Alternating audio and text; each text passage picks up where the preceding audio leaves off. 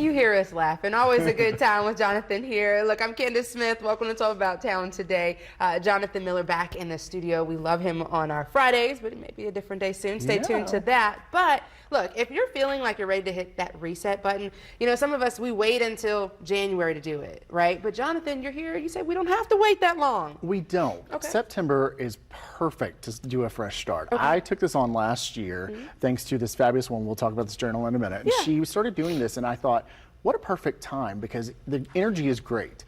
When you think about going back to school, when you were going back to school, it was that fresh start. Yes. You got a do-over every year, and it wasn't pressure. Yes. It also wasn't bitter cold outside. That too. That too. So when we're making those resolutions lists that we try to attempt to do in January, whether it's, and most people's are fitness, but anything else, you're going to be less inclined to keep it up and do it when it's cold and dark and bitter outside.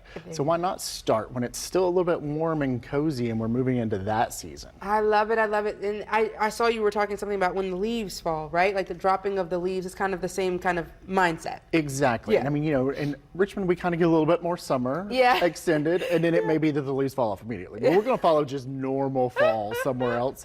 Those rules. Yeah. So tell me about some of the questions that people can use to kind of like jumpstart their own reset this summer. So you want to start, I've got top three on the blog. Okay. The first one is, what is motivating you? Okay.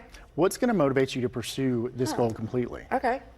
And then, how are you going to hold yourself accountable? Are you going to get a friend to help hold you accountable to do it? Johnathan Miller, per se. Yeah, okay. And what is the very first step I can take? Like you and I, a few months ago, I think it was in February, we talked about going to a rowing class together. Yes. We haven't done it yet. Well, this morning. It's been since February, Johnathan? Yes. That's embarrassing. It's not embarrassing, but we weren't holding each other accountable There either. you go. Okay. So I logged onto their site this morning and I found the button that we have to hit to sign up for one. So then that's the very first step you and I can take to actually meet that goal. That life, you know, you were having another child. Yeah. So it was like, there was actual life. People do have something in life sometimes. It's not always, you hear a lot of fitness people especially, they're like, well, you're just making excuses and blah, blah, blah. I'm like, sometimes there's really like a small person running around that you have to manage. Right, in the belly of whatever life happens. You know, exactly. So, okay, that kind of reminds me of like, I texted you saying like, we've got to do this, we've got to go out, we've got to come over, so the list, you have a stop doing list. I do. I'm going to give you another assignment because you are always adding things onto your plate. We need to make a stop doing list. Robin talked about this on something I watched recently, and it was like, a stop doing list, that's even better. Yeah. And, you know, I'd made my list of goals for this year, but I'd also made a list of things I was going to give up or things that weren't serving me and bringing me happiness that I needed to move on from. And so it can be something small. It can be anything from a job, a person, you know, even a hobby, something you're just saying yes to. Okay. I mean, it might be like, I don't want to mow my neighbor's grass anymore. We need to find somebody else to do that kind of thing. So, sorry for the neighbor, but it's not bringing you joy. That's the most less offensive example I can come up with. There you go, the stop doing list. I love it, I love it. So tell me a little bit about, you got these books here. What is this about? So this journal is one of the things that I thought, it helped me a lot. Journaling is one of this, it's her biggest proponent that she says to do. And I started journaling this year. I've always thought journaling was just a waste of time. I'm like, I'm not getting anything accomplished by doing it. I'm very much, I love being able to see something at the end.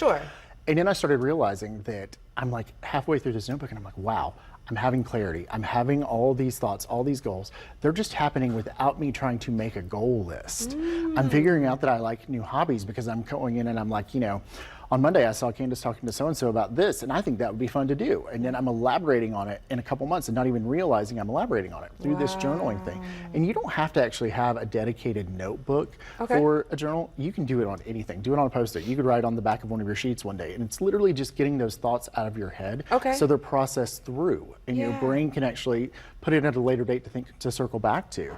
What I like about this journal is that it prompts you. And I think when you start journaling, essentially you need those prompts that actually help motivate you a little bit to actually sit down and write. There you go. Be willing to get uncomfortable physically until you become tenacious mentally. Okay, I love this, Johnathan. Look, the fresh start in September. Look, those are some of the pages there.